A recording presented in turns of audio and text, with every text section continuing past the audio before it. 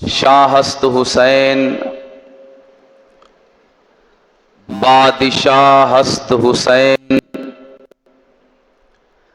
دینست حسین دین پناہ ہست حسین سرداد نداد دست در دست یزید حقا کے بنا لا الہ ہست حسین۔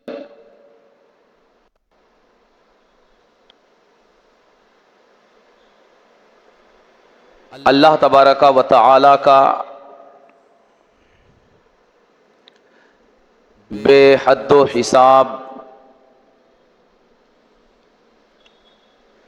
شکر، اس کا کرم، اس کی عطا اور اس کی نوازش کہ آج اسی کی توفیق سے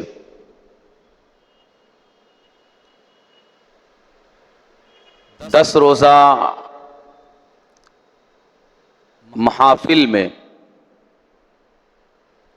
آج ہماری چوتھی حاضری ہے،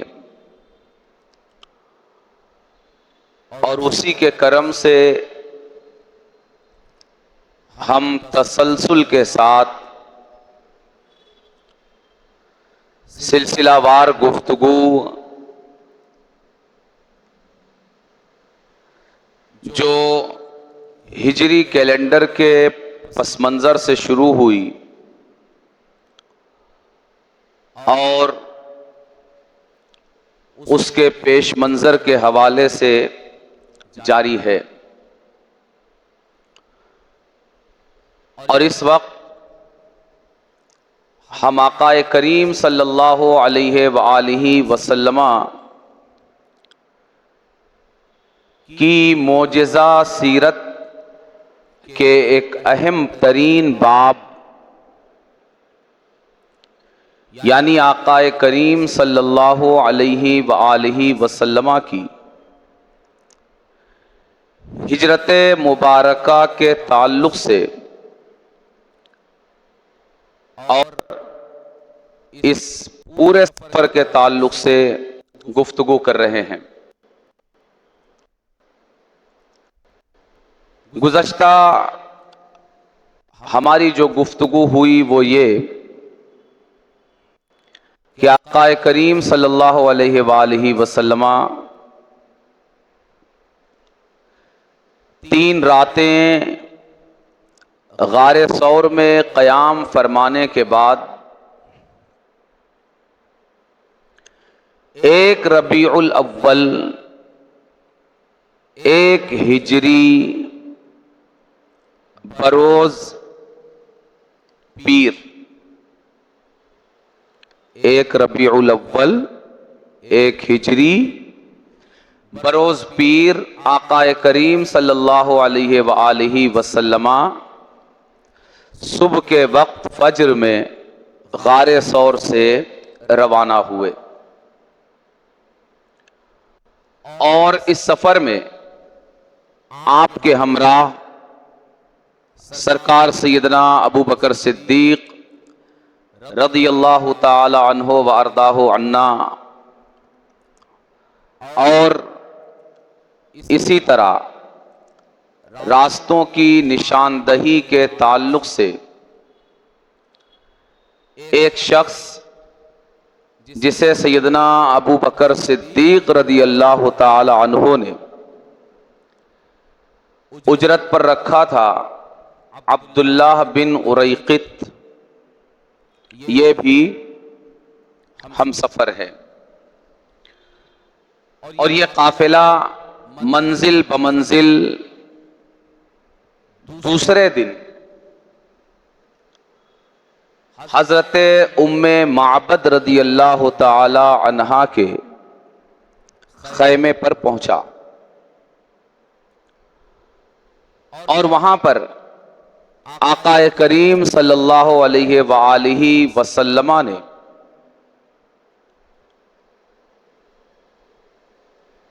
مہمان ہوتے ہوئے بھی جو میزبان تھا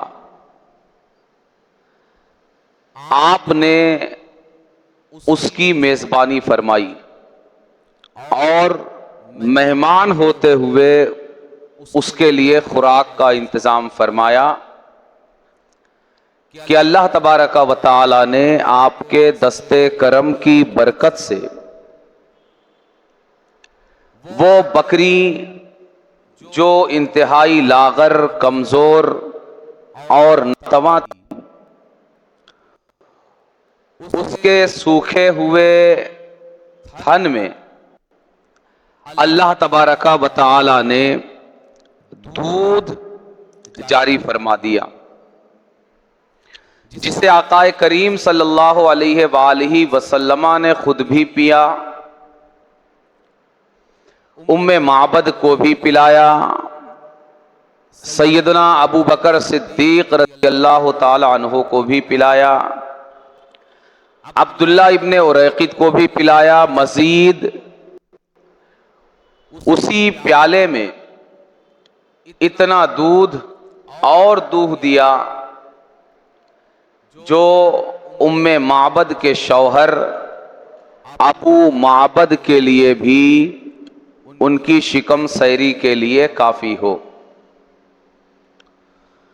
اور پھر وہاں سے آپ اپنے انوار و برکات کی چھاپ چھوڑ کر ام معبد کے اس خیمے کو برکتوں کی آماجگاہ اور انوار و تجلیات کا مرکز اور محور بنا کر آپ آگے کی طرف جو آپ کی منزل تھی اس طرف ہم سفر ہوئے۔ یہ بکری جسے آقا کریم صلی اللہ علیہ وآلہ وسلم نے اپنے دستے کرم کی برکتوں سے نواز کر تاریخ میں امر فرما دیا، اور تا دم قیامت جب بھی یہ امت آقا کریم کی سیرت اور آپ کے حالات زندگی کا مطالعہ کرے گی، ساتھ ہی اس بکری کا تذکرہ بھی وہ ضرور پڑھتی رہے گی۔ اور اس طرح نہ صرف یہ کہ نبی کریم صلی اللہ علیہ وآلہ وسلم نے حضرت ام معبد کے تذکرے کو فرمایا اور ان کے خیمے کے ذکر کو جاوید فرما دیا، اور اس بکری تک کے ذکر کو زندہ فرما دیا، بلکہ آگے ہمیں سیرت کی کتابیں مزید اس بکری کے تذکرے کے حوالے سے یہ رہنمائی بھی کرتی ہے کہ یہ بکری آقا کریم صلی اللہ علیہ وآلہ وسلم کے زمانہ اقدس میں بھی زندہ رہی، پھر سرکار سیدنا ابو بکر صدیق رضی اللہ تعالی عنہ کے زمانے میں بھی زندہ رہی، حتیٰ کہ سرکار سیدنا فاروق اعظم رضی اللہ تعالی عنہ کے زمانے میں بھی یہ بکری زندہ رہی۔ یعنی آپ نے کوئی بکری 1400-1500 سال پہلے کی آپ کے پاس اس کا ذکر اس طرح محفوظ اور اس کا تذکرہ اس طرح جاوید نہیں ملے گا کہ وہ کب تک زندہ رہی۔ سیدنا فاروق اعظم کے زمانے میں ایک بڑا سخت قحط آیا جس میں بارش نہیں ہوئی، اور بارش نہ ہونے کی وجہ سے زراعت اور کھیتی باڑی نہیں ہوئی، اور کھیتی باڑی نہ ہونے کی وجہ سے سخت سوکھا پڑ گیا، ایسا سوکھا پڑ گیا کہ جانوروں کے تھن تک سوکھ گئے، اور جانوروں نے دودھ دینا تک بند کر دیا، مگر اس وقت جب سارے جانوروں کے تھن سوکھ چکے تھے اور سخت قحط سالی تھی، مگر اس زمانے میں بھی آقا کریم صلی اللہ علیہ وآلہ وسلم کے دست اقدس، آپ کے برکت والے ہاتھ ام معبد کی جس بکری کے تھن کو لگے تھے، وہ بکری اس قحط سالی کے زمانے میں بھی دودھ دیتی رہی، اور لوگ اس بکری کے دودھ سے اس قحط سالی کے زمانے میں بھی سیراب ہوتے رہے۔ یعنی اللہ تبارک و تعالی نے اس بکری کو آقا کریم صلی اللہ علیہ وآلہ وسلم کی سیرت کے حوالے سے ایک روشن، تابناک اور تابدار نشانی بنا دیا کہ وہ جب تک رہی ساری بکریوں میں بے نظیر، بے مثال اور بے مثل رہی، کہ جانوروں میں اس کی کوئی مثال نہیں تھی۔ اور سیدنا فاروق اعظم رضی اللہ تعالی عنہ کے زمانہ خلافت تک زندہ رہ کر پھر یہ دنیا سے رخصت ہوئی، اور اس طرح آقا کریم کا چند ساعتوں کے لیے ام معبد کے خیمے پر رکنا اور قیام کرنا قیامت تک کے لیے ان کے ذکر تو ان کے ذکر، ان کے شوہر کے ذکر تو ان کے شوہر کے ذکر، حتیٰ کہ ان کے خیمے کا ذکر اور حتیٰ کہ ان کی بکری کا ذکر بھی آقا کریم کے صدقے زندہ جاوید ہو گیا۔ پھر سیرت کی کتابیں ہمیں ام معبد کے تعلق سے ایک اور حوالہ ذکر کرتی ہیں، جس کی طرف میں نے کل اشارہ کیا تھا کہ سیرت کے مصنفین، سیرت نگار یہ کہتے ہیں اور لکھتے ہیں کہ جس باریکی کے ساتھ، جس وضاحت کے ساتھ اور جس نفیس طریقے سے حضرت ام معبد رضی اللہ تعالی عنہا نے آقا کریم صلی اللہ علیہ وآلہ وسلم کے سراپائے اقدس اور آپ کے جسم مبارک اور آپ کے اخلاق کریمانہ کا نقشہ کھینچا، اس طرح کا آقا کریم صلی اللہ علیہ وآلہ وسلم کے مبارک حلیے کا بیان دوسرے اور مقام پر ہمیں نہیں ملتا۔ آقا کریم صلی اللہ علیہ وآلہ وسلم کا جو حلیہ انہوں نے اس تھوڑے سے وقت میں کھینچا،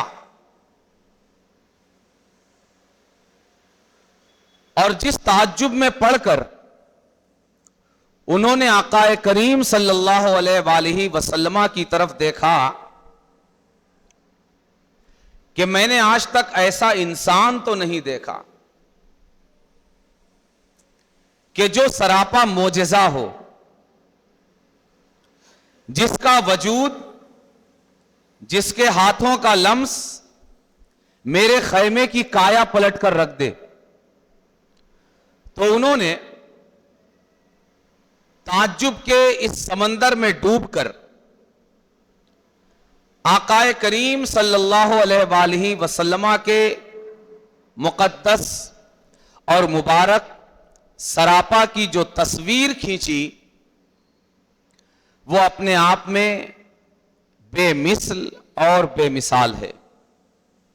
ام معبد کا یہ دوسرا اور اہم حوالہ ہے، جس کی بنیاد پر ام معبد رہتی دنیا تک سیرت کی کتابوں کے حوالے سے آقائے کریم کے ذکر کے ساتھ زندہ رہیں گی۔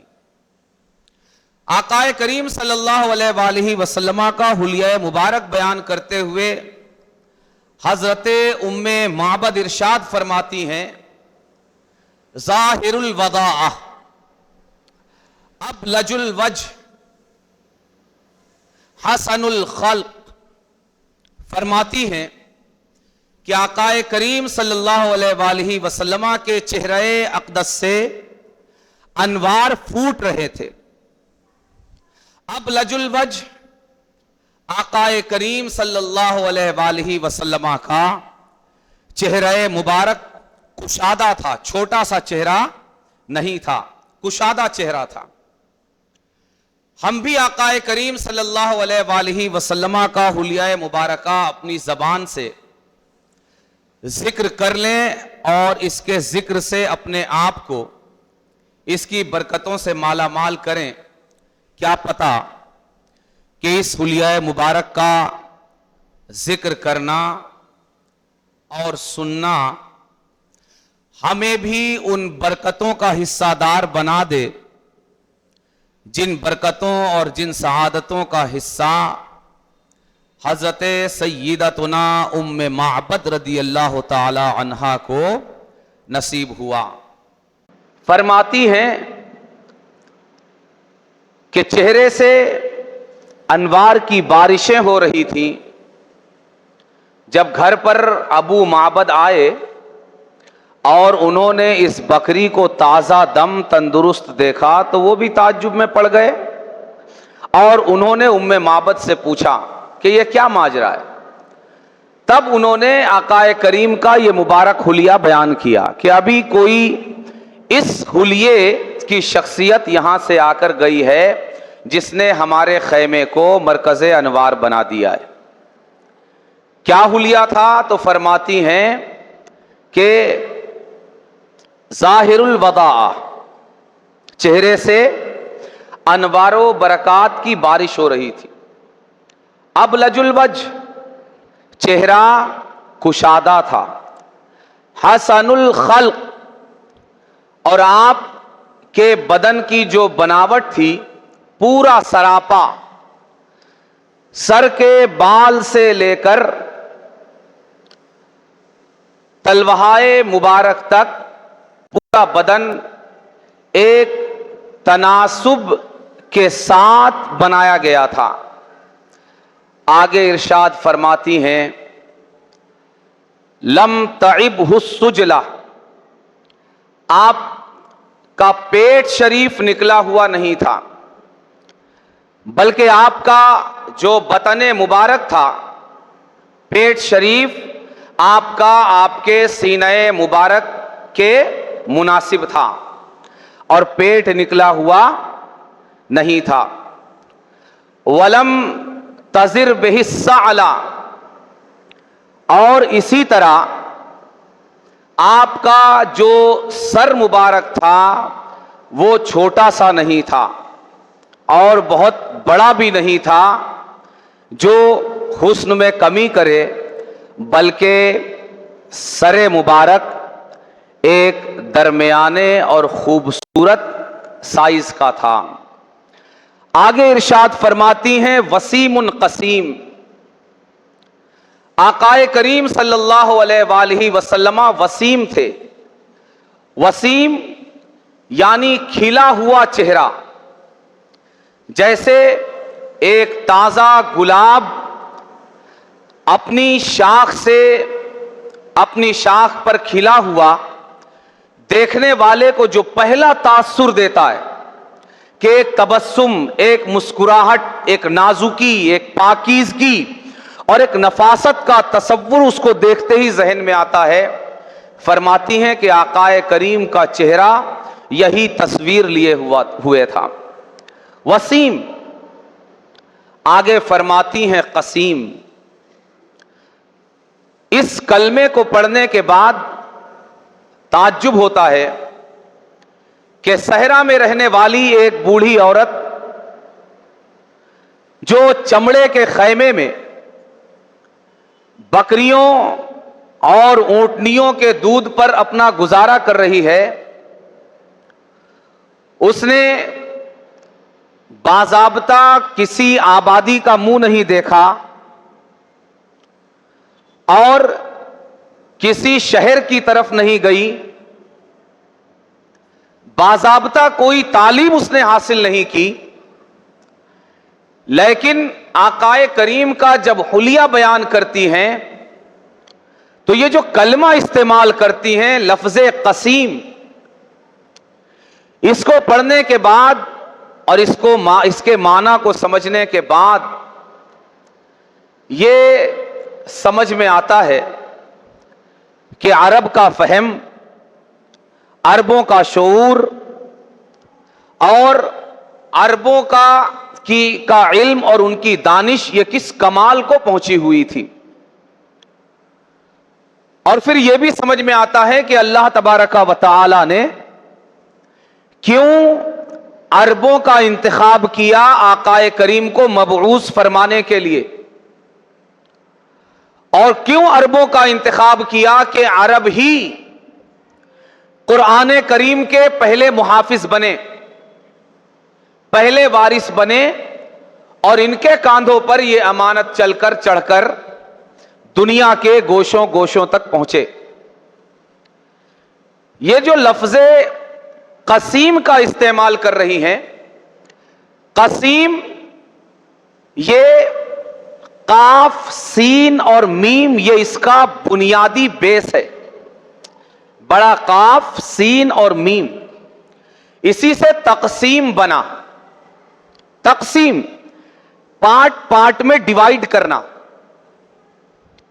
کہنا یہ چاہتی ہیں قسیم یعنی سر کے بالوں سے لے کر پیر کے تلووں تک پورا وجود مناسب پارٹس میں بٹا ہوا تھا، کوئی چیز غیر مناسب نہیں تھی۔ ہاتھ کا جتنا حصہ ایک انسانی بدن میں ہونا چاہیے اتنا ہی تھا، پیر کو جتنا سائز ملنا چاہیے اتنا ہی تھا۔ ایک خوبصورت بنیا میں اور ایک خوبصورت بدن میں سر کا جو سائز ہونا چاہیے اس کی خوبصورتی کے کمال کے لیے سر اتنا ہی بڑا تھا، پیٹ کو جتنی مساحت ملنی چاہیے جتنی جگہ پیٹ اتنا ہی بڑا تھا، سینہ مبارک کو جس قدر حسن و جمال کے کمال کے لیے سائز ملنا چاہیے سینہ اقدس اتنا ہی بڑا تھا، تلوہائے مبارک اسی طرح کے تھے، قدمین مبارک اسی طرح کے تھے۔ گویا کہ سراپا کو دیکھ لیجئے، ایک نظر اگر آقائے کریم کی زلفان مبارک سے لے کر تلوہائے ناز تک اگر آپ ڈالیں گے تو کہیں بھی آج کی اس ترقی یافتہ صدی میں بھی جہاں اسکیل سے ناپ کر لوگوں کے حسن و جمال کا اندازہ لگایا جا رہا ہے، آج کا پیمانہ جو پیمانہ حسن و جمال کا آج دنیا نے طے کیا ہے کہ ناک سے پیشانی اس سائز میں ہونی چاہیے، ناک کی بلندی سے لبوں کا یہ سائز ہونا چاہیے، لبوں سے ذقن تک اور ٹھوڑی تک یہ سائز ہونا چاہیے، قدم اس سائز کا ہو تو خوبصورت ہے، ہاتھ اس سائز کے ہو تو خوبصورت ہے، پیٹ اس سائز کا ہو تو خوبصورت ہے، سینہ اتنا چوڑا ہو تو خوبصورت ہے۔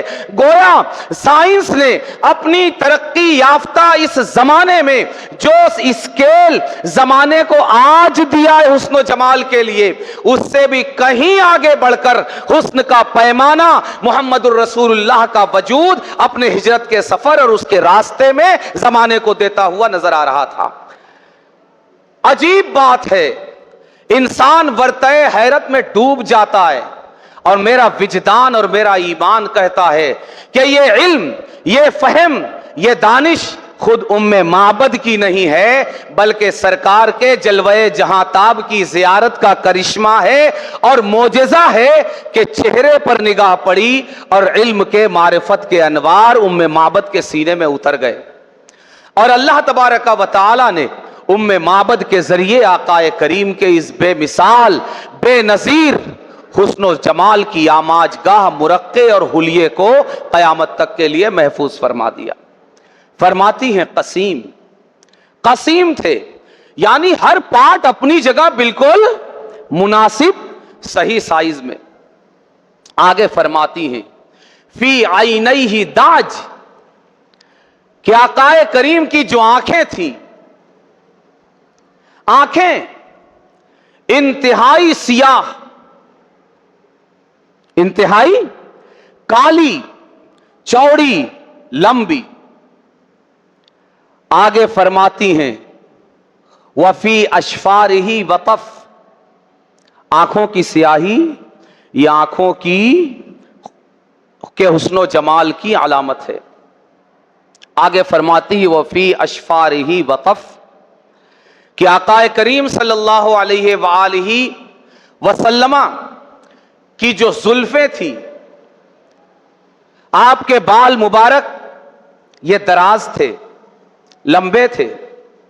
आगे फरमाती हैं वफी सौतिही सहल, और आपकी आवाज़े मुबारक इसमें एक भारीपन था, वजन था। कुर्बान जाइए, उम्मे माबद जितना ताज्जुब में नहीं पड़ी थी, आज हमें उम्मे माबद जो हुलिया बयान कर रही हैं वो सुनकर ताज्जुब होता है कि थोड़ी सी देर में इस औरत ने कितना कुछ सेव कर लिया, महफूज कर लिया। कहती है फी सौतिही सहल, आवाज में क्या था? भारीपन था। कैसा भारीपन? एक भारीपन वो होता है जिसमें सख्ती होती है, स्वाद बड़ा हा लाम सहल, भारीपन भी था। बारीकी देखिए बयान की, कहती हैं भारीपन तो था मगर इस भारीपन में सख्ती नहीं थी कि सुनने वाला बोले थोड़ा दूर। जैसे अगर हम में किसी की आवाज भारी हो तो क्या होता है, आप अगर अभी कहीं स्पीकर लगाओ उसके करीब बैठ जाएं तो आप क्या करेंगे?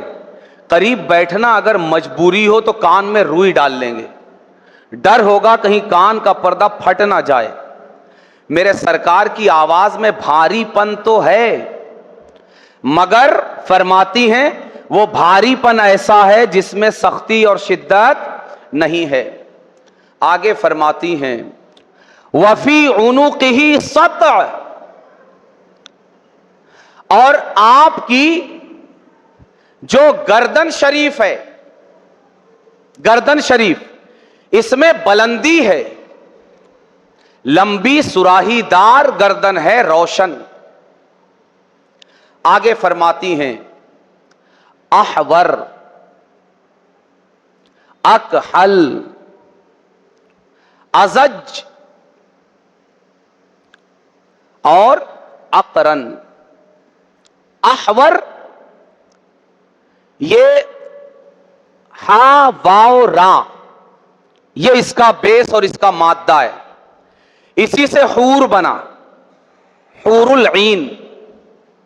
फरमाती है अहवर, अहवर यानी आंख जो है दो कलर पर मुश्तमिल है, एक है सियाही और एक है सफेदी।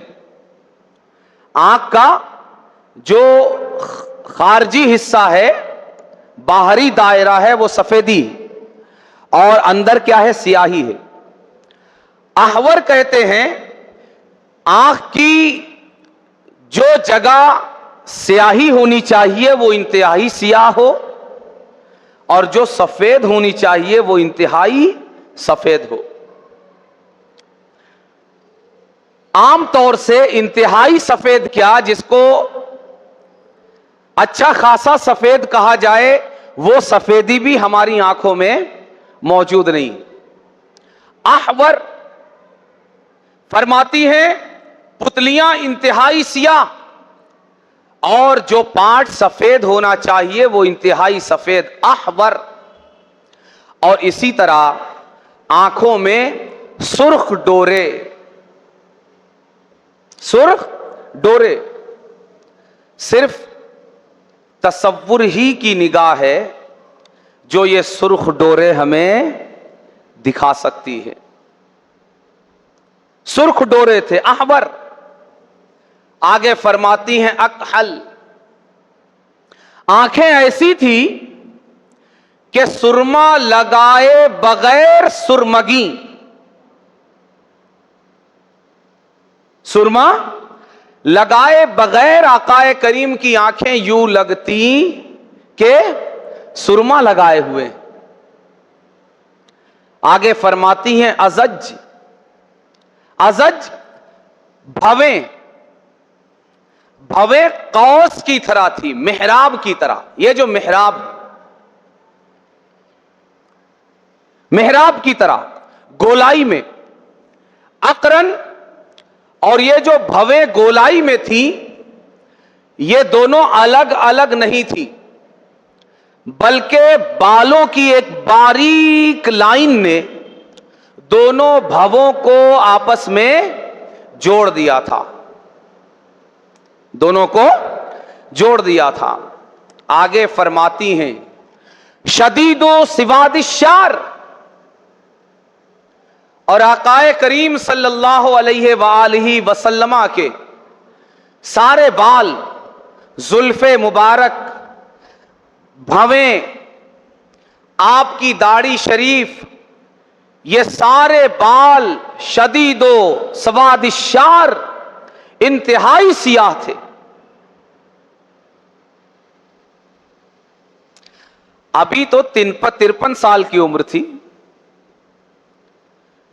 63 سال کی عمر مبارک جو آپ کے ظاہری دنیا میں تشریف فرما ہونے کے آخری ایام ہیں، ان ایام کے تعلق سے صحابہ اکرام رضوان اللہ تعالی علیہم اجمعین بیان کرتے ہیں کہ آقا کریم صلی اللہ علیہ وآلہ وسلم کی داڑھی شریف اور سر شریف کی زلفہائے مبارک کے کل زیادہ سے زیادہ 19 بال سفید ہوئے تھے۔ کتنے؟ 19۔ یہ آقا کریم صلی اللہ علیہ وآلہ وسلم کا حسن اور جمال ہے جہاں، وہیں دوسری طرف آقا کریم کے صحابہ کی دقت ملاحظہ بھی ہے کہ وہ کس باریکی سے آقا کریم کے جلوے جہاں تاب کو دیکھا کرتے تھے، کہ انہوں نے یہاں تک سیرت کی کتابوں میں محفوظ کر دیا کہ آقا کریم کے کتنے بال سفید تھے، کتنے، سارے بال ملا کر قربان جائیے۔ یہ جہاں صحابہ اکرام کی خوبی تھی، وہاں صحابہ سے بڑھ کر میرے سرکار کی خوبی تھی کہ یہ خوبیاں سرکار کے صدقے میں انہیں خیرات ملی تھی،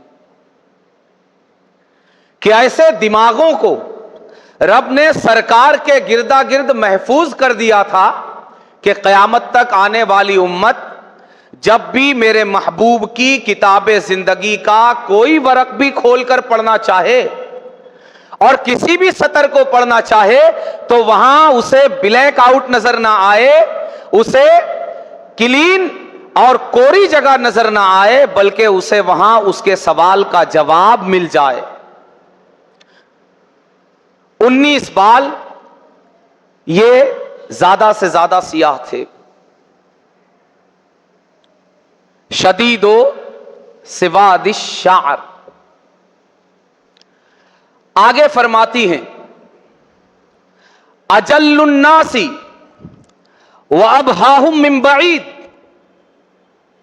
واحسنہم واحلاہم من قریب، کہ اگر دور سے کوئی انہیں دیکھے اتنی ہی دیر میں دور سے بھی دیکھ لیا، قریب سے بھی دیکھ لیا۔ کہتی ہیں اگر ان کے جمال کو دور سے کوئی دیکھے تو اجلہم وابہاہم، دور سے جو دیکھے اس کے دل میں ان کی ہیبت بیٹھ جائے کہ سبحان اللہ کون آ رہا ہے۔ وَأَحْسَنُهُمْ وَأَحْلَاهُمْ مِنْ قریب، اور جب سرکار قریب آ جائیں یا وہ قریب چلا جائے دیکھنے والا، تو سرکار اتنے میٹھے کہ دل میں گھر کر جائیں، دل میں بیٹھ جائیں۔ وَأَحْسَنُهُمْ وَأَحْلَاهُمْ مِنْ قَرِيب. دور سے دیکھے ہیبت میں پڑ جائے، قریب سے دیکھے دل میں جگہ دے دے، دل کا دروازہ آقا کریم کے حسن و جمال کے لیے کھول دے. آگے فرماتی ہیں اذا صمت علاہ الوقار، جب خاموش رہیں پروقار نظر آئیں. کسی کی ہمت نہیں کہ بات میں پہل کر سکے. خاموشی میں ایسا وقار کہ جب تک وہ بولنے میں پہل نہ کرے کسی کی بولنے کی ہمت نہ ہو. اذا صمت علاہ الوقار وَإِن تَكَلَّمَ عَلَاهُ، اور اگر وہ گفتگو کریں علاہ البہا، تو حسن و جمال اور انوار کے موتی زبان اقدس سے جھڑیں، گویا بات نہیں ہے، کیا ہے؟ موتی ہے. اور یہاں پر ایک بڑا باریک نکتہ ہے گرامر کا. جب سرکار کی خاموشی بتا رہی ہیں تو اس کے ساتھ اذا لگا رہی ہیں، اذا سمتا. اور جب نطق اور بولنا اور تکلم بتا رہی ہیں ان لگا رہی ہیں. اذا سمتا ان نطقا، یعنی گرامیٹیکلی وہ یہ بتا رہی ہیں کہ خاموش زیادہ رہتے ہیں، خاموش زیادہ رہتے ہیں، بولتے کم ہیں. آگے فرماتی ہیں، کیا فرماتی ہیں؟ حلو المنطق فصل لا نظر ولا حذر. فرماتی ہیں گفتگو میں مٹھاس ہے. مٹھاس ہے کیا مطلب؟ جب یہ بولتے ہیں سننے والا چاہتا ہے کہ بولتے ہی جائیں. فصل، ان کی گفتگو کے جو کلمات ہیں نا وہ ٹکڑوں ٹکڑوں میں ہیں، فصل ہیں. ایسا نہیں بولتے کہ سامنے والا پاگل ہو جائے بول کیا رہے ہیں، یا سامنے والا بور ہو جائے کہ جلدی کیوں نہیں بولتے، بات سمجھ میں نہیں آتی، یا وہ کہے کہ پھر کہیے بات سمجھ میں نہیں آئی. نہیں، فرماتی ہیں فصل، ہر کلمہ دوسرے کلمے سے جدا ہے. لا نظر ولا حذر، نہ اتنی جلدی جلدی بات کرتے ہیں کہ کلمات کو ملا دیں کہ بات گڑمڑ ہو جائے، اور نہ ہی اتنی دھیرے بولتے ہیں کہ سامنے والا یہ عاجز آ جائے. ایجاز مخل اور اتناب ممل دونوں سے پاک ہے. آگے فرماتی ہیں کان منطقہ خرزات نظمت یتحدرن. فرماتی ہیں گویا کہ ان کی باتیں بات نہیں موتیاں ہیں. یہ آج 14ویں صدی میں کوئی اس مقام پہ بیٹھ کر کوئی لمبی لمبی نہیں ہانک رہا ہے میرے سرکار کے بارے میں، اور کوئی مبالغہ نہیں کر رہا ہے. یہ میرا بیان نہیں، یہ اس کا بیان ہے جس نے اپنے ماتھے کی نگاہوں سے اس حسن کو تکا ہے. کہتی ہیں کان منطقہ خرزات نظمنا یتحدرن، گویا کہ آقا کریم کی باتیں بات نہیں موتیاں ہیں. اور موتیاں بھی کیسی؟ اے ام معبد قربان جاؤں تیرے انداز پر.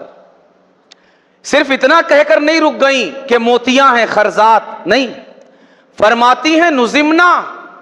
موتیوں کی ایک حالت یہ بھی ہوتی ہے کہ وہ بکھری ہوئی ہوں. تسبیح کو یا ہار کو اگر توڑ دیا جائے موتیاں بکھر جاتی، مگر موتیاں زیادہ خوبصورت کب ہوتی؟ جب بکھری ہوئی ہوں تب، یا پروئی ہوئی ہوں تب. उम्मे माबद से पूछिए। उम्मे माबद कहती हैं खरसात नुजिमना। गोया के आकाए करीम की बातें ये मोतियां हैं जो एक लड़ी में पिरोई हुई हैं। और कैसे पिरोई हुई हैं? ये मोतियां पिरोई हुई हालत में जब मेरे सरकार के दहने मुबारक से निकलती हैं, कैसे? यतहद्दरना, जैसे ऊपर से मोतियों को ढलकाया जाए, बगैर ताकत लगाए, कलिमात बड़ी सुहूलत से, जुमले बड़ी आसानी के साथ जैसे मोतियां ढलक रही हों, ऐसे मेरे सरकार के कलिमात ज़बान मुबारक से निकलते जाते हैं। आगे फरमाती हैं रबउन, क्या फरमाती हैं? रबउन। रबउन माने दरमियाना कद, बहुत लंबे भी नहीं और नाटे भी नहीं। अब देखें, कुछ चीजें तो वो होती हैं जिनको अल्फाज में बयान किया जाता है। ये मत समझना कि उम्मे माबद जो कुछ बोल रही हैं सरकार वैसे ही थे, नहीं नहीं नहीं, ऐसा नहीं है। सरकार के हुस्नो जमाल को ये अल्फाज कमाहक़हू बयान कर ही नहीं सकते। बात समझ में आ रही? ये उम्मे माबद के कैमरे में जो तस्वीर आई वो तस्वीर आपके सामने रखी जा रही। सरकार के हुलिये की हकीकत मत समझना कि ऐसी थी। अब एक पहलू देखिए आप, अब कौन सा कैमरा आपको दर्शाएगा ये पहलू मुझको बताइए कि लफ्ज क्या कह रहा है। हुलिया बता रहा है कि रबउन, दरमियाना कद थे। लेकिन सहाबा जो सारी जिंदगी देखते रहे वो कहते हैं दरमियाना कद थे, ना बहुत लंबे ना पस्त कद, मगर जब चलते तो लंबे लंबों से भी बुलंद कामत नजर आते, बुलंद कामत नजर आते। यानी अल्लाह ने ऐसा इंतजाम फरमाया था कि मेरे सरकार के कद को भी कोई पस्त नहीं कर सकता था। कहती हैं रबउन, दरमियाना कद, ला तुक़हिमुहु आइनुम मिन क़िसर, फरमाती हैं कि जिसमें नाटापन नहीं था, वला तशनउहु मिन तूल, और ना ही बेतहाशा लंबाई थी, यानी दरमियाना कद था। आगे फरमाती हैं गुस्नुम बैनल गुस्नैन, गोया के दो शाखों के दरमियान एक शाख हो। दो शाख, गालिबन सैयदना अबू बकर सिद्दीक और अब्दुल्ला बिन उरैक़ित। अब्दुल्ला बिन उरैक़ित कहती हैं गुस्नुम बैना गुस्नैन, गोया के दो शाखों के दरमियान एक शाख हो। फा अंज़रुस सलासति मंजरा व अहसनुहुम कदरा, फरमाती हैं दो शाखों के दरमियान एक शाख, हासिल ये कि तीनों में देखने में सबसे ज्यादा खूबसूरत सैयदना अबू बकर सिद्दीक, अब्दुल्ला इब्ने उरैक़ित, आकाए करीम। फानज़रुस सलासति मंजरा, तीनों में देखने में मंजर के लिहाज से सबसे ज्यादा खूबसूरत। व अहसनुहुम कदरा, और कद काठ कामत के एतबार से सबसे ज्यादा हसीनो जमील। आगे फरमाती हैं, क्या फरमाती हैं? लहू अस्हाब यहुफ़ून बिही, उनके कुछ साथी भी थे। उनके हुस्नो जमाल की तो ये शान थी। आगे अब साथियों का क्या हाल था? कहती हैं लहू अस्हाब यहुफ़ूना बिही, कुछ साथी भी साथ में थे जो उन्हें घेरे हुए थे। جو انہیں گھیرے ہوئے تھے. اذا قال استمعوا لقولہ، جب وہ کچھ ارشاد فرماتے تو ان کی بات کان لگا کر سنتے. استماع اس کا مادہ اور اس کا بیس سین میم اور عین ہے، مگر یہ جب باب افتعال سے گرامیٹیکلی آتا ہے تو اس کا معنی یہ ہوتا ہے کہ گویا سننے والا اتنے غور سے سن رہا ہے کہ صرف کان کان نہیں ہیں، سر کے بال سے لے کر پیر کے ناخن تک سب کان بن گیا ہے. بال بھی کان ہے، آنکھ بھی کان ہے، کان تو کان ہے ہی، منہ بھی کان ہے، پیٹ بھی کان ہے، پیٹھ بھی، ہاتھ بھی، پیر بھی. کیا کہہ رہی ہیں؟ اذا قال استمعوا لقولہ، جب آپ کوئی بات کرتے تو آپ کی بات کو ایسا سنتے گویا پورا وجود ان کا کان بن گیا ہو. وَإِذَا أَمَرَ تَبَادَرُوا إِلَىٰ أَمْرِهِ، اور جب وہ کسی بات کا انہیں حکم دیتے کہ یہ کرو، تَبَادَرُوا إِلَىٰ أَمْرِهِ، ائتمروا نہیں فرما رہی ہیں کہ آپ کے حکم کو بجا لاتے، نہیں، تَبَادَرُوا إِلَىٰ أَمْرِهِ. تبادر یعنی کسی طرف دوڑنے میں ایک دوسرے سے آگے بڑھنے کی کوشش کرنا، دوڑ لگانا، مسابقت کرنا، ایک دوسرے پہ غالب آنے کی کوشش کرنا. باب تفاعل گرامیٹیکلی جب کوئی فعل اور کوئی بیس باب تفاعل سے آتا ہے تبادر میں، تو ایک دوسرے پر، دو چیزوں کا ایک دوسرے پر غالب آنے کی کوشش، یہ معنی دیتا ہے تبادر.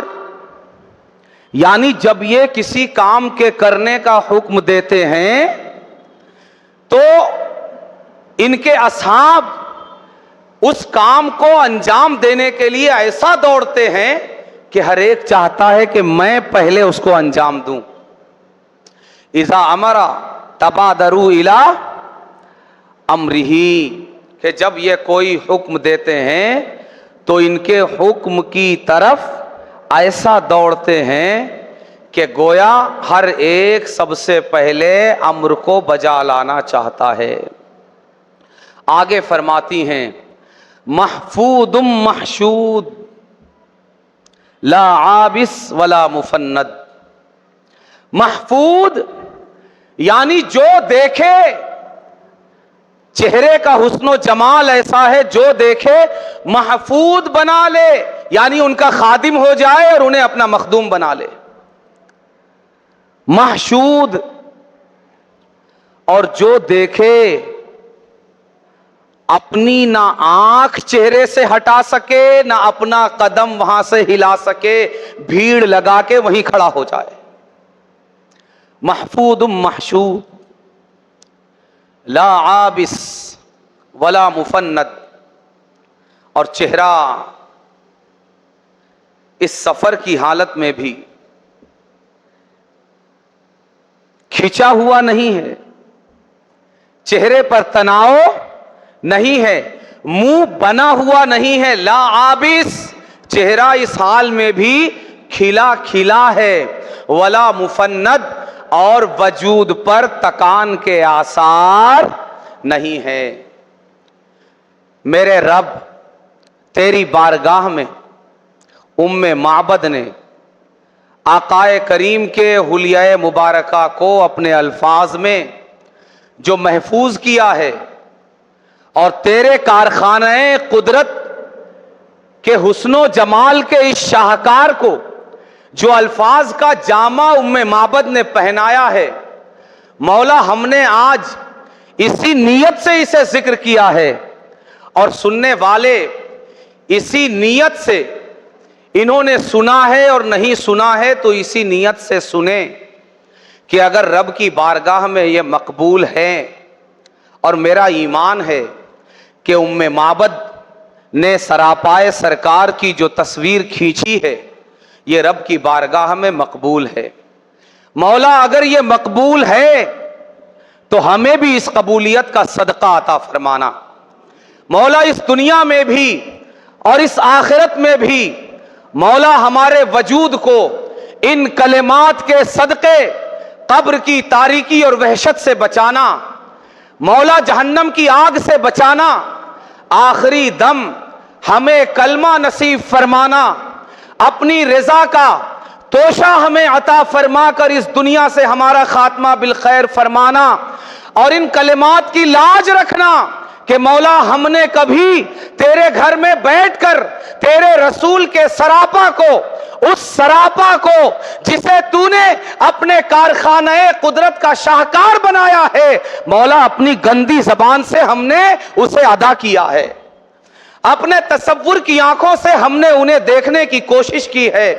مولا ان کلمات کا واسطہ اور ان تصورات کا واسطہ ہمیں آج اپنے در سے خالی ہاتھ نہ لوٹانا۔ مولا اس کے بیان کا کوئی اور مقصد نہیں تھا، مقصد صرف یہی امیدواری تھی، اسی امید میں کہ ہم بھی جب اس سفر میں آقائے کریم کے قدموں کی راہ بنے ہوئے ہیں، آقائے کریم کی سواری کے قدموں کی دھول بنے ہوئے ہیں، تو ہمیں بھی اس کے کچھ ذرات نصیب ہو جائیں، ہمارا بھی کردار سنور جائے، ہمارے بھی اخلاق بلند ہو جائیں، اور ہماری بھی عادات و اطوار مولا ایسی ہو جائے کہ تو بھی خوش ہو جائے، اور جب مرنے کے بعد آقائے کریم اپنے جمال سے، اپنے حسن سے پردہ رخ گنبد خضرا سے اٹھائیں، اور آقائے کریم اپنی نگاہ ناز سے ہم نکموں اور نالائقوں کو ہماری قبروں میں تکیں، تو آقائے کریم کو ہماری صورتیں اور ہمارے اعمال، ہمارے احوال، ہمارے اخلاق، ہمارے کردار اور ہماری عادتیں دیکھ کر میرے آقائے کریم کا دل غمگین نہ ہو، بلکہ آقائے کریم خوش ہو جائیں اور فرشتوں سے فرما دیں کہ ہاں میں اس کی طرف سے تمہیں بتاتا ہوں، اس کا رب اللہ ہے، اس کا رب اللہ ہے، اور یہ میرے بارے میں کہا کرتا تھا کہ میں محمد عربی اللہ کا رسول بھی ہوں، اللہ کا نبی بھی ہوں، اور یہ تو میرے سراپا کو اپنی آنکھوں میں بسانے کی کوشش کیا کرتا تھا، اس نے کبھی اپنے لبوں پر میرے سراپا کو بیان کرنے والے کلمات اور الفاظ جاری کیے تھے۔ میرا رب بھی گواہ ہو جائے، میرے سرکار بھی گواہ ہو جائیں، اور دنیا میں بھی اس کی خیرات ملے اور آخرت میں بھی ہمیں اس کی خیرات ملے۔ آگے یہ دوسرے دن کا واقعہ ہے، کتنے؟ دوسرے دن کا، 2 ربیع الاول۔ کون سا دن ہوگا؟ 1 ربیع الاول کو غار ثور سے نکلے، پیر کا دن، تو دوسرا دن 2 ربیع الاول بروز منگل، 1 ہجری۔ یہ 2 ربیع الاول 1 ہجری بروز منگل کا واقعہ ہے۔ اسی دن آگے جب چلے معبد کے خیمے سے، تو وہ دوسرا مشہور واقعہ بھی رونما ہوا، جو سراقہ ابن مالک کا واقعہ۔ سراقہ ابن مالک، آپ سے میں نے پہلے عرض کیا کہ آقائے کریم صلی اللہ علیہ وآلہ وسلم کو جب مکے والے نہیں پا سکے تو انہوں نے اعلان کر دیا سینکڑوں اونٹ کا کہ جو جس حال میں بھی معاذ اللہ رب العالمین لا کر دے گا یا پتہ بتائے گا، سینکڑوں اونٹ اسے انعام میں دیے جائیں گے۔ کسی نے سراقہ بن مالک، یہ اسی راستے پر کہیں موجود تھے، کسی نے ان کو بتایا کہ وہ جو مکے سے کسی کے نکلنے اور مدینہ شریف کی طرف جانے کا ایک جو بات جو چل رہی ہے جگہ جگہ، اور مکے والوں نے ان کو پکڑ کر لانے پر انعام رکھا ہے، مجھ کو ایسا لگتا ہے کہ وہ ابھی کچھ دیر پہلے اس راستے سے گزرے، 3 لوگ تھے اور ایسے ایسے۔ تو سراقہ یہ بڑے چالاک واقع ہوئے تھے، انہوں نے کہا کہ اگر اس سے میں اقرار کرتا ہوں کہ ہاں ہو سکتا ہے وہی ہوں گے اور میں پیچھے جا رہا ہوں تو یہ بھی انعام میں حصے دار بنے گا, ساتھ چلے گا. تو اس کو ٹرخا دیا, کہا ارے نہیں بھائی یہ وہ لوگ نہیں ہو سکتے, اور اس طرح کی باتیں کر کے اس شخص کو مطمئن کر دیا. وہ شخص جدھر سے آیا تھا چلا گیا. اس کے واپس ہونے کے بعد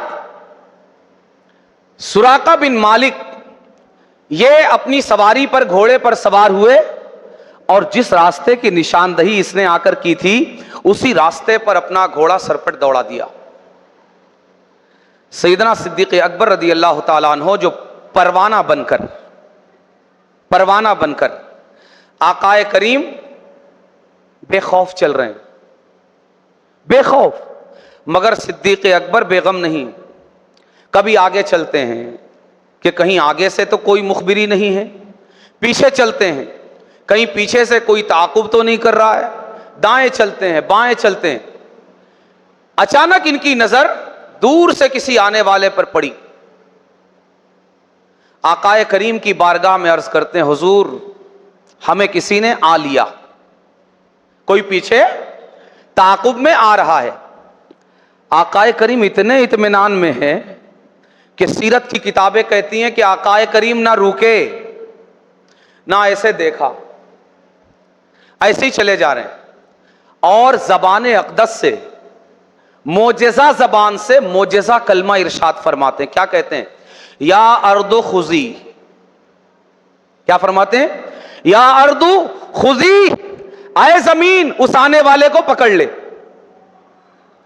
میں بار بار کہتا آ رہا ہوں نبی مجبور ہو کر مکے سے نہیں جا رہے ہیں, نبی مجبور ہو کر مکے سے نہیں جا رہے ہیں. یہ وہ نبی ہے جو بظاہر یوں لگ رہا ہے کہ مکے والوں کے نکالنے پر مکے سے جا رہے ہیں, مگر اختیار کا یہ حال ہے زمین کو حکم دے رہے ہیں یا ارضو, اے زمین, خذی اس آنے والے کو پکڑ لے. تاریخ ہمیں بتاتی ہے آقائے کریم کا فرمانا تھا گھوڑے کا جو پیر جہاں تھا وہیں زمین میں دھس گیا. ہزار کوششیں کی نہیں نکل سکا, چلایا میں معافی چاہتا ہوں, میں نے غلطی کی اور میں واپس جا رہا ہوں اور جو آئے گا اس کو بھی واپس لے جاؤں گا. آقائے کریم زمین کو حکم دیتے ہیں اور زمین سراقہ کے گھوڑوں کے قدموں کو چھوڑ دیتی. مگر مال کا جو لالچ ہے نا دوستوں, یہ لالچ, رب اس سے ہم سب کو بچا لے. تاریخ ہمیں بتاتی ہے کہ بعض روایتیں کہتی ہیں ایک ہی بار میں واپس چلے گئے, بعض روایتیں کہتی ہیں معافی مانگتے سرکار اپنی رحمت للعالمین کی شان دکھاتے ہوئے زمین کا تالا کھول دیتے, آزاد کر دیتے, پھر واپس وہ لپکتے. بعض کہتے ہیں 3 مرتبہ میں واپس چلے گئے, بعض کہتے ہیں 7 مرتبہ چھوٹے, 7 مرتبہ پیچھا کیا, 7 بار میں واپس گئے. بالآخر بہرحال جتنے بار میں واپس گئے مگر قسمت سراقہ کی, واپس ہو گئے. پکڑ کر اگر کر تو نہیں سکتے تھے, ہو تو نہیں سکتا تھا, لیکن اگر ہم ایک فرض کریں اگر جس مقصد سے آ رہے تھے اگر وہ مقصد پورا کرتے, پکڑ کے لے جا کے قریش کو دے دیتے, کیا ہوتا؟ چند اونٹ مل جاتے. مگر آگے دیکھیے کہ جب وہ کیا جو سرکار چاہتے تھے تو کیا کیا ملا. چلے گئے, واپس جانے لگے, سرکار نے آواز دی یا سراقہ, پلٹ کر آئے, یا سراقہ کیف انت وفی یدئی کا سوارئی کسرا. عجیب بات ہے, جب میرے سرکار نوازنے پر آتے ہیں نا تو یہ ادھر کوئی مناسبت ہو ادھر کوئی مناسبت ہو یہ سب نہیں ہوتا. اس کا پچھلا کیا ہے، اس کا اگلا کیا ہے، یہ سب نہیں دیکھتے. بس اچانک وہ نوازتے ہیں، ایسا نوازتے ہیں کہ جس کی کوئی مثال نہیں رہتی. اجی ہجرت کا سفر کیا ہے؟ معجزات کی بارشیں. ہر قدم کمال ہے، ہر زبان کمال ہے. جہاں زبان کھلتی ہے ایک معجزہ رونما ہوتا ہے. فرماتے ہیں یا سراقہ کیفا انتا، سراقہ بتاؤ اس وقت تمہارا کیا حال ہوگا جب کسرا کے دونوں کنگن سونے کے تمہارے ہاتھ میں ہوں گے. سراقہ تمہارا اس وقت کیا حال ہوگا جب کسرا کے دونوں سونے کے کنگن تمہارے دونوں ہاتھ میں ہوں گے. کسرا یہ اس زمانے کی سب سے بڑی حکومت کا بادشاہ ہے. جی جیسے آج امریکہ کا صدر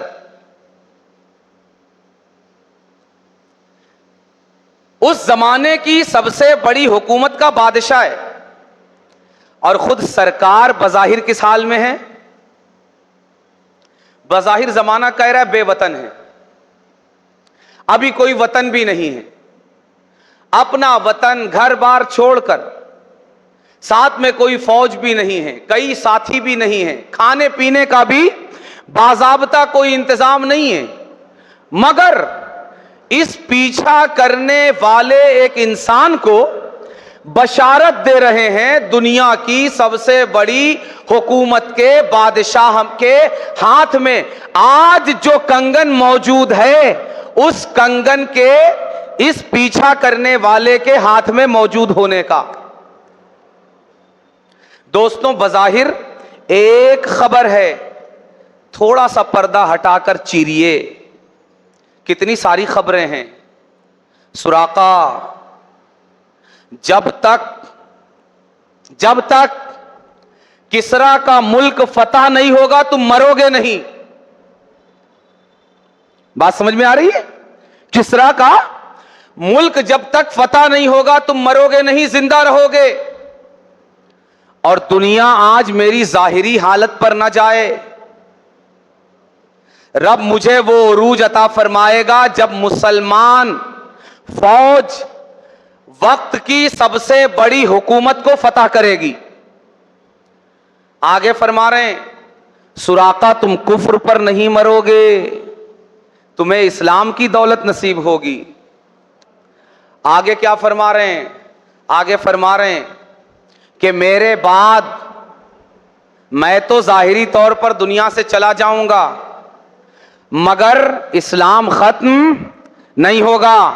میرے بعد ابو بکر صدیق تخت خلافت پر بیٹھیں گے، ان کے دور خلافت میں کسرا کا ملک فتح نہیں ہوگا، صدیق اکبر بھی دنیا سے چلے جائیں گے.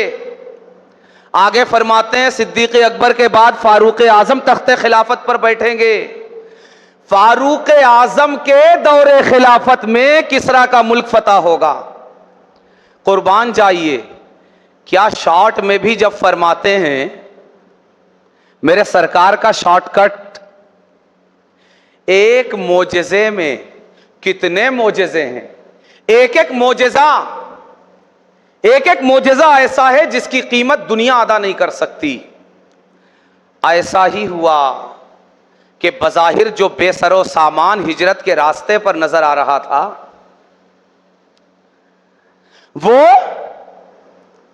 ایک پیچھا کرنے والے کو وقت کی عظیم بادشاہت کے بادشاہ کے ہاتھ میں آج موجود سونے کے دونوں کنگن، ایک نہیں، آئے ہے کیسا دیکھنا ہے میرے سرکار کا.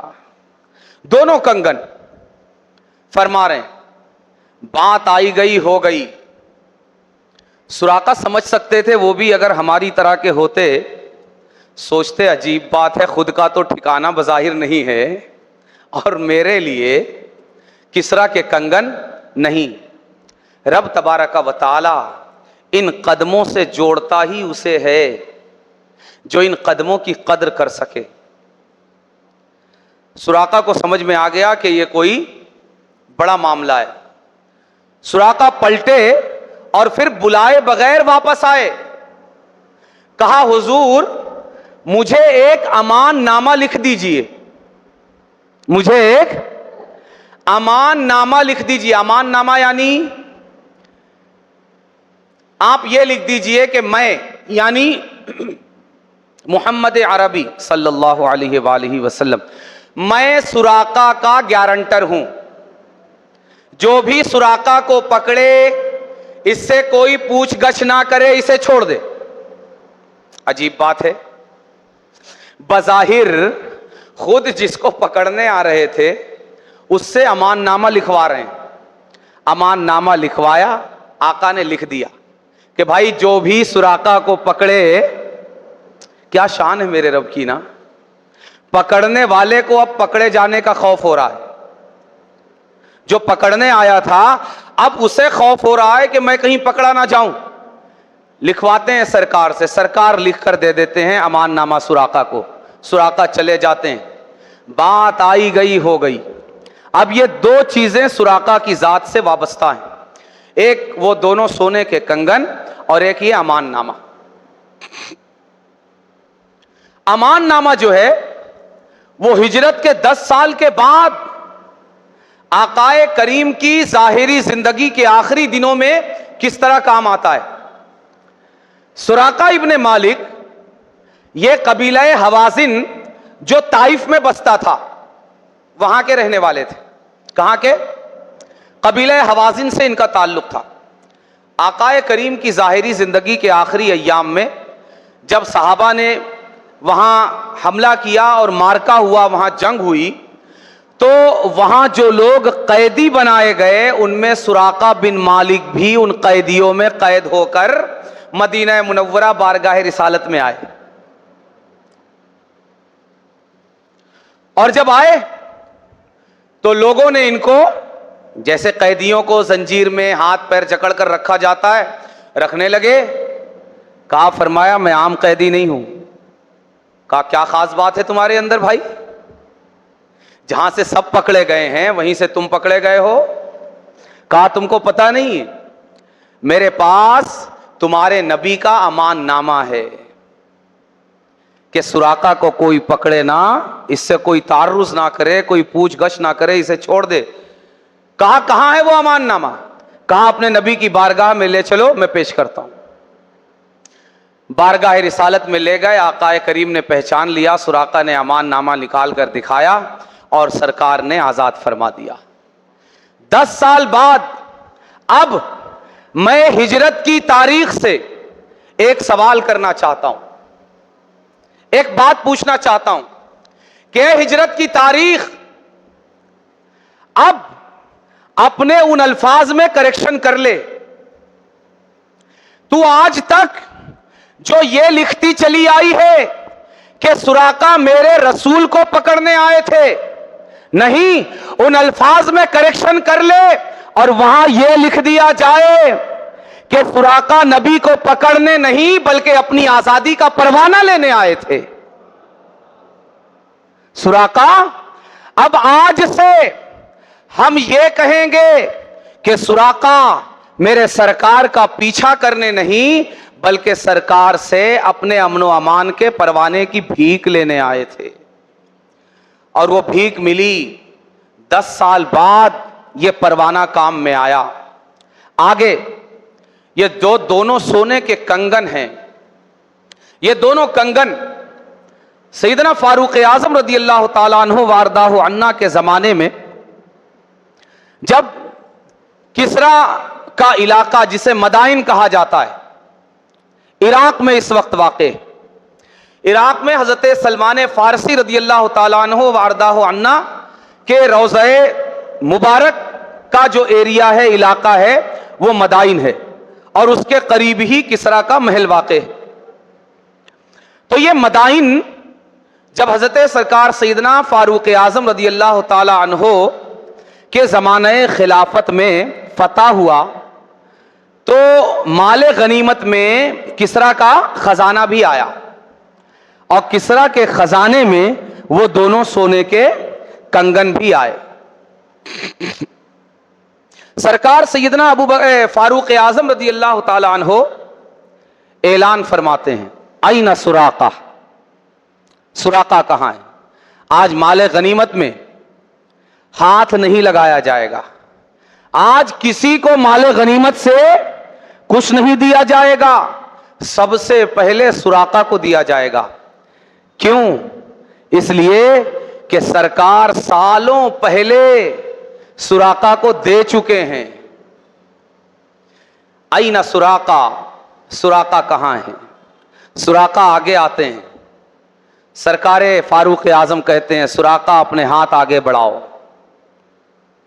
अजीब बात है, इस शरीयत में सोना हराम है मर्दों के लिए, इस शरीयत में सोना हराम है मर्दों के लिए, मगर मेरे सरकार की जबान से जो निकल जाए जिसके लिए वो शरीयत, उसके लिए, सबके लिए सोना हराम है, मगर आज सुराका के लिए सोने का कंगन पहनना हलाल ही नहीं। ऐसा हलाल है कि मरकज़े खिलाफत में खलीफतुर रसूल अमीरुल मुमिनीन अपने हाथों से सोने का कंगन सुराका को बुलाकर पहना रहे हैं।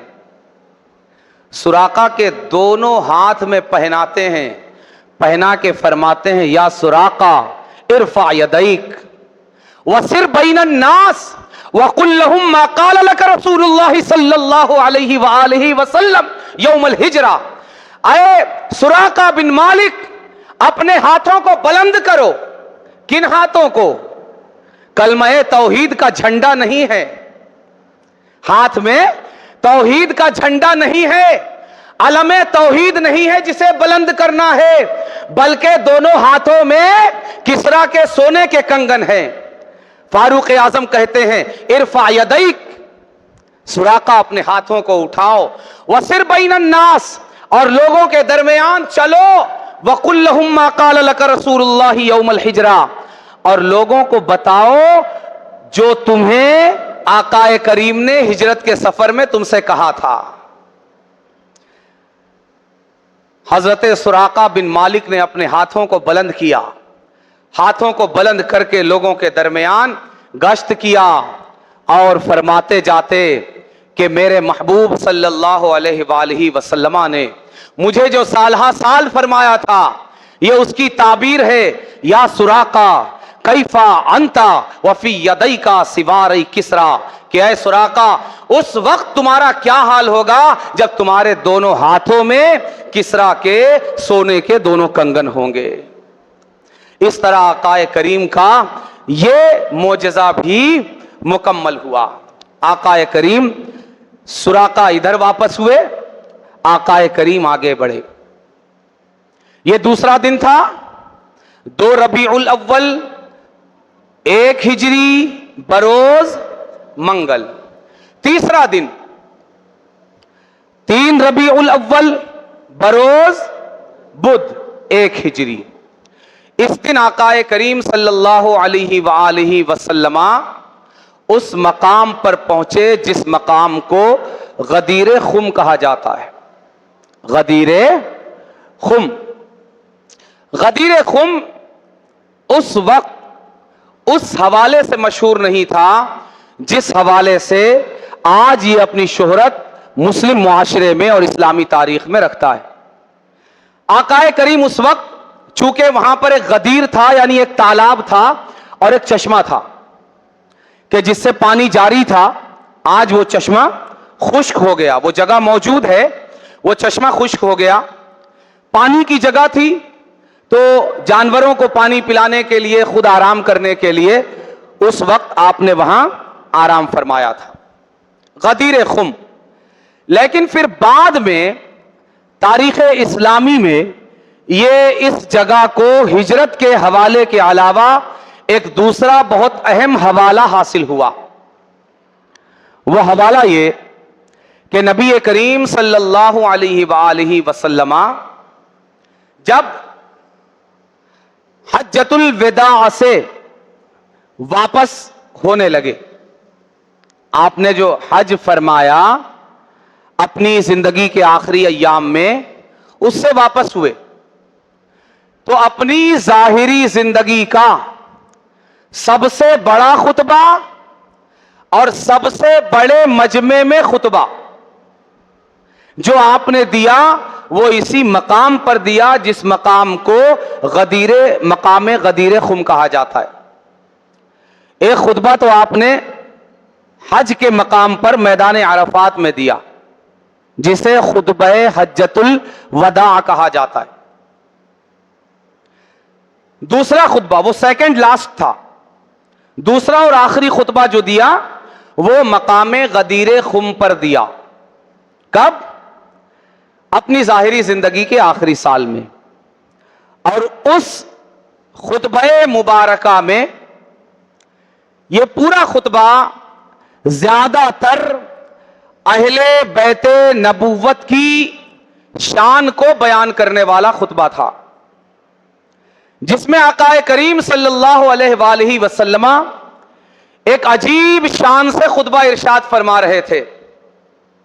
کس شان سے؟ آپ کا ایک ہاتھ اور اس ہاتھ میں ایک ہاتھ تھا، آپ اپنے دست اقدس کو بلند کیے ہوئے ہیں اور یہ بلند ہاتھ صرف آپ کا نہیں، آپ نے اپنا ہاتھ بلند کر رکھا ہے اور اپنے اس بلند ہاتھ میں ایک اور ہاتھ کو پکڑ کر بلند کیا ہوا ہے۔ وہ ہاتھ ہے اور وہ دست مبارک ہے مولائے کائنات علی المرتضی شیر خدا آخر رسول زوج البتول سرکار سیدنا مولا علی کرم اللہ تعالی وجہہ الکریم کا۔ اور آپ اس ہاتھ کو بلند کر کے مولائے کائنات کی شانیں تمام حجاج صحابہ کے درمیان بیان فرما رہے ہیں۔ آج بہت سے سنی بھی اس خطبے، اس کی تاریخ، اس کے پس منظر اور اس کے حوالے کو بیان کرنے سے گھبرا رہے ہیں، یا بیان کرتے ہیں تو بیان کرتے ہوئے ایک سراسیمگی اور ایک خوف ان پر طاری ہوتا ہے۔ سنیت کے نادان دوستوں، تمہیں میں یہ بتانا چاہتا ہوں کہ سنیت اتنی کمزور نہیں ہے کہ سنیت کے حقائق اگر بیان کر دیے جائیں تو شیعیت کا فساد اور بطلان اس پر غالب آ سکتا ہے۔ نہیں، سنیت اپنی بہت مضبوط بنیادیں رکھتی ہیں، اس لیے اس کی سچائی، اس کی اٹل بنیادوں اور اس کی اٹل حقیقتوں پر دھول ڈالنے کی ضرورت نہیں ہے۔ ہم اس سنیت کے ٹھیکیدار نہیں ہے۔ ہماری ذمہ داری لوگوں کو مسلمان رکھنے اور سنی رکھنے کی نہیں ہے۔ ہمارا کام حقائق کو بیان کرنا ہے اور سچائیوں کو سامنے رکھنا ہے۔ اگر کسی کے مقدر میں سچائیاں سن کر بھی جہنم کے گھڑے اور شیعیت کی بد مذہبیت میں جا کر گرنا ہے، یہ اس کا نصیبہ ہے، مگر ہم کون ہوتے ہیں سنیت کے حقائق پر پردہ ڈالنے والے؟ ہمیں ڈر اور خوف نہیں ہونا چاہیے، اس لیے کہ مسلمان بنانے اور مسلمانوں کو مسلمان رکھنے، سنی بنانے اور سنیوں کو سنی رکھنے کا ذمہ اللہ نے لیا ہے، کسی ملا نے نہیں۔ ملا کا ذمہ صرف اتنا ہے کہ وہ خود مسلمان رہے اور سنی رہے اور دوسروں کو مسلمان رکھنے اور سنی رکھنے کی کوشش کرے، ٹھیکہ نہیں ہے، ٹھیکہ نہیں ہے۔ جب ملا ٹھیکہ لیتا ہے تب دین میں فساد پیدا ہوتا ہے۔ آپ دیکھیے نا، جب ملا نے ٹھیکہ لیا دین میں فساد پیدا ہوا۔ اب یہ حسینیت ہے۔ اب تک آپ جو سن رہے تھے آپ کے کانوں کو بڑا میٹھا میٹھا لگ رہا تھا اور ساری دنیا کے کانوں کو بڑا میٹھا میٹھا لگ رہا تھا، مگر حسینیت جب بھی بیان کی جائے گی نا मीठे के साथ तीता जरूर आएगा, इसलिए कि हुसैन ने मीठा मीठा हक किया ही नहीं। हुसैन को मीठा मीठा करना होता ना, मक्का छोड़ने की जरूरत नहीं थी। बहुत बड़े पीर बनके, बहुत बड़े मुफ्ती बनके, बहुत बड़े हुजूर और हजरत बनके, उनकी जमाने में उनसे बड़ा हजरत, उनसे बड़ा काजी, उनसे बड़ा काजीउल कुजात और उनसे बड़ा कोई कायद, उनसे बड़ा कोई मुफ्ती, उनसे बड़ा कोई अल्लामा था ही नहीं। मक्का में बैठे रहते, हाथ पैर चुमवाते रहते, नजराने लेते रहते और वाह वाह सुभान अल्लाह माशा अल्लाह नारे लगते रहते और सब कुछ होता रहता, और लोगों के दीनो ईमान की जो खिचड़ी बनती और कचूमर बनता उससे क्या लेना देना है। मगर नहीं, जिस तरह हुसैन ने नहीं सोचा कि किसको क्या अच्छा लगेगा क्या बुरा, इसी तरह हुसैनी भी ये नहीं सोचता कि आपके कान को क्या अच्छा लगेगा, मुल्लाओं के कान को क्या अच्छा लगेगा। अगर हुसैनी है तो करबला में यजीद के मुकाबले में तो उतरने की धमक पैदा करनी पड़ेगी, और अगर यह धमक नहीं है तो हाथों में चूड़ियां पहनकर घरों में बैठो, दीन के नाम पर रोटियां सेकना और पेट पालना बंद करो। जी, यह हुसैनियत है। और जब भी हुसैनियत बयान की जाएगी तो यह इतना मीठा मीठा हप नहीं लगेगा भाई, ठीक है, इतना मीठा मीठा हप नहीं लगेगा और इतना नर्म चारा ये नहीं लगेगा। ये सच्चाई है, ये सुन्नियत की अटल हकीकत है। इसको हमें बयान करने में कोई दरेग, कोई डर, कोई खौफ नहीं है। हम इसके बयान करने में किसी मुल्ला के आगे नहीं, अपने अल्लाह के आगे जवाब दें। इसीलिए मैं बार बार अर्ज करता हूं कि मैंने कलमा किसी मुल्ला का नहीं, अल्लाह का पढ़ा है। इसलिए मुझे इस्लाम और सुन्नियत की इस हकीकत को बयान करते हुए कोई बाक और कोई डर नहीं है, इसलिए कि मुझे प्रोग्राम नहीं करने हैं पैसे लेकर। तुम इससे ज्यादा कुछ नहीं कर सकते। मुझे अपनी इज्जत की भी परवाह नहीं है ये हक बोलते हुए। तुम्हारे जैसे यजीदियों ने करबला के मैदान में हुसैन के बदन पर कपड़े नहीं छोड़े। अगर तुम मुझे नंगा करना चाहते हो, खुशी से करो, मेरा वजूद तुम्हारे लिए हलाल है, मेरी इज्जत तुम पर हलाल है, मेरी आबरू तुम पर हलाल है। अगर हुसैनियत के बयान के लिए तुम मेरी इज्जत से खिलवाड़ करके, मुझे गालियां बक के, मुझे बुरा भला बोलकर तुम्हारे दिल अगर ठंडे हो सकते हैं, मैं पेश करता हूं तुम्हें, मैं हाजिर हूं। इसलिए सुन्नियत की जो सच्चाई है और जो हकीकत है, इसको जहन में रखने की जरूरत है। ये मुल्ला पूरा दीन बदलने चले हैं, इसलिए इनको यह डर लगता है जैसे वहाबियत के जमाने में डर लगता था ना, सारे सुन्नियों को डरपोक बनाकर रख दिया। रसूलुल्लाह को सबसे पहले कहना चाहिए था कि सहाबा मैदान बद्र में मत जाओ, कहीं मुशरिकीन मक्का ने तुमको मुशरिक बना लिया तो। बात समझ में आ रही? मुल्ला ने हमें क्या डराया?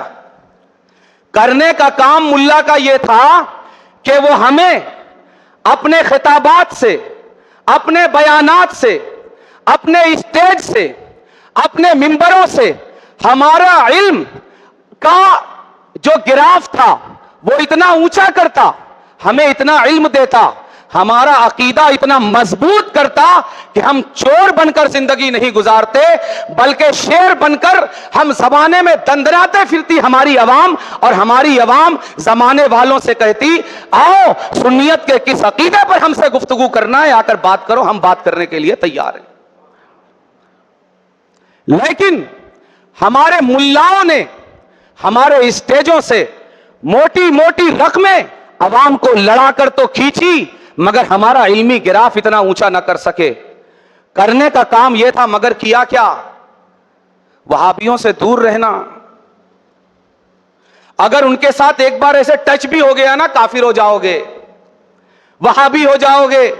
जिस तरह वहां डराया था उस पहले मरहले में, करने का काम क्या था? इल्म देना, नॉलेज देना, अकीदे का बयान करना। चिटकुला सुना रहे थे अकीदे के नाम पर, चिटकुला। अकीदा इल्म की दुनिया में सबसे ऊंची चीज है, और चिटकुला तो कोई चीज है ही नहीं इल्म के मैदान में। मगर अकीदों का मुकाबला ये मुल्ला चिटकुलों से कर रहे थे, लतीफों से कर रहे थे। हुआ क्या? आज बड़ी तादाद, ये 1000 बोलते रहे वहाबियों से मत मिलना, मगर आज ये जितने वहाबी नजर आ रहे हैं, मैं आपको कसम खाकर कहता हूं मस्जिद में बैठकर, एक भी इनमें से आसमान से नहीं टपका है वहाबी बनके। ये सब सुन्नी थे, सुन्नी से वहाबी हुए। मुल्ला का डराना काम आया? डराने से मसला हल नहीं होता। दीन की दावत और तबलीग और अकीदे के बयान का यह तरीका नहीं है। अकीदे के बयान का अगर यही तरीका होता, अल्लाह अकबर, तुम आज के जमाने में सुन्नियत की हक्कानियत को वहाबियत के मुकाबले में उतरने से रोक रहे हो, तुम अवाम को वहाबियत से डरा रहे हो, जबकि आज सुन्नियत अक्सरियत में है। पीछे चलो, रसूलुल्लाह का अंदाज़े तरबियत देखो। तुमने किस मदरसे में पढ़ा है? तुमने तालीम कहां से हासिल की है? तुमने कौन सी किताबें पढ़ी हैं? चंदा करने में तो तुम इतने माहिर हो कि लगता है कि 10 साल तुमने चंदा करना ही मदरसे में सीखा है। चंदा करना कोई तुमसे सीखे, इन मुल्लाओं से। चंदा ऐसे नए नए तरीके से कि किस तरह अवाम की जेब से पैसे निकालना है दीन के नाम पर, कोई इनसे सीखे। ये जितनी मेहनत करके इन्होंने चंदा करना सीखा है, अगर उतनी मेहनत करके ये मदरसों में पढ़ लेते तो आज इस सुन्नी अवाम का ये हाल नहीं होता। लेकिन जिस महारत के साथ इन्हें चंदा करना आता है, अगर वही महारत इनकी इल्म के मैदान में होती, आज सुन्नियत का नक्शा और सुन्नियत की तारीख कुछ और होती। तुमने किस मदरसे में पढ़ा है मुझे पता नहीं, कौन सी किताबें तुमने पढ़ी हैं मुझे पता नहीं, किसने तुम्हें क्या पढ़ाया है मुझे मालूम नहीं। आओ मैं बताता हूं कि तुम्हें क्या पढ़ना था, और दीन का तौर, दीन का तरीका, दावत और तबलीग का अंदाज क्या है। आओ, तुमने जिस ढर्रे पर सुन्नी अवाम को चलाया, अगर इसी ढर्रे पर रसूलुल्लाह चलाते, तुम्हारा ढर्रा, तुम्हारा रास्ता अगर रसूल का ढर्रा और रसूल का रास्ता है, तो वही काम जो तुमने किया वही काम रसूल को भी करना चाहिए था। आज की सुन्नी अवाम तो नस्लों से सुन्नी है। रसूल के जमाने में जो मुसलमान हुआ था ना, नस्लों मुशरिक थी, नस्लों के बाद वो पहला मुसलमान हुआ था। अक्सरियत में काफिर और मुशरिक थे, मुसलमान अकलियत में थे। आओ देखो मैदान बद्र, कुफ्फार कितने हैं? 1000। मुसलमान कितने हैं? 313। रसूलुल्लाह के लिए तो बड़ा आसान था। अजी तुम अभी नए नए मुसलमान हुए हो, तुम्हारे रिश्तेदार भी होंगे, खूनी रिश्तेदार, और थे खूनी रिश्तेदार होंगे। तुम अपना घर बार रिश्तेदारों को छोड़कर आए हो, तुम्हें घर बार की याद आ जाएगी, रिश्तेदारियां याद आएगी। यहीं बैठे रहो, बद्र में निकलने की जरूरत नहीं है। कहीं बद्र में निकलो तो कुफ्फार व मुशरिकीन तुम्हें काफिर या मुशरिक माअज़ल्लाह ना बना लें। क्या रसूलुल्लाह ने यही किया? क्या किया रसूलुल्लाह ने? आप जानते हो तो क्या मुल्ला नहीं जानता? जानता है। मगर रसूलुल्लाह की सीरत पर चलने के लिए पेट पर भी लात मारना पड़ेगा, दुनिया के मालो मलाल पर भी लात मारना पड़ेगा, जो ये मुल्ला कभी नहीं कर सकता, नहीं कर सकता। ये हिम्मत है ही नहीं इसके अंदर। रसूलुल्लाह ने यह नहीं किया कि सहाबा तुम अभी कम हो, असबाब के एतबार से कमजोर हो, सवारियां भी तो तुम्हारे पास 313 नहीं है, जितने हो उतनी सवारियां भी तो नहीं है, तुम्हारी तलवारें भी जगह जगह से टूटी हुई हैं, फिर देखा जाएगा, अभी यहीं रहो, अभी नया नया मामला है। नहीं, हिजरत का दूसरा साल है। रसूलुल्लाह ने यह नहीं किया जो आज मुल्ला कर रहा है, बल्कि रसूलुल्लाह ने अकीदे और ईमान की वो आग सहाबा के सीने के अंदर भरी कि तारीख ने देखा कि ईमान की उस आग ने मैदान बद्र में उतरकर उन हजारों काफिरों को जलाकर खाकिस्तर करके रख दिया। उनके अकीदे का रंग अपने ऊपर नहीं चढ़ने दिया, बल्कि ये पहली नस्ल तारीख इस्लाम में जो मुसलमान हुई थी, इसने मैदान बद्र में अपनी फतह का झंडा गाड़ा और तौहीद का परचम बुलंद किया। यानी रसूलुल्लाह की सीरत का सबक यह है कि हकायक छुपाओ मत, हकायक को दलाइल से मजबूत करो, अपना इल्म मजबूत करो, अवाम का इल्म मजबूत करो, उनको हकायक से मजबूत करके बातिल के मुकाबले में खड़े होने की हिम्मत अवाम के अंदर पैदा करो। यह तारीख है। 313 थे। हां, सरकार को फिक्र थी कि नए नए हैं, कम हैं, असबाब कम हैं, तलवारें टूटी हुई हैं, घोड़े ऊंट ऊंटनियां कम है, फिक्र थी। मगर फिक्र का यह नतीजा नहीं हुआ कि घर में डर के बैठे रहो। नहीं, फिक्र का क्या नतीजा हुआ? अपनी हर फिक्र छोड़कर दीन की फिक्र में पूरी रात रोते हुए गुजार दी। क्या फरमाते थे? तारीखी जुमला इरशाद फरमाते थे कि ऐ अल्लाह, आज ये मुट्ठी भर, फरमा भी रहे हैं मुट्ठी भर, आज ये मुट्ठी भर मुसलमान अगर बद्र के मैदान में शिकस्त खा गए और हार गए तो कयामत तक तुझे खुदाए वाहिद मानने वाला कोई नहीं रहेगा।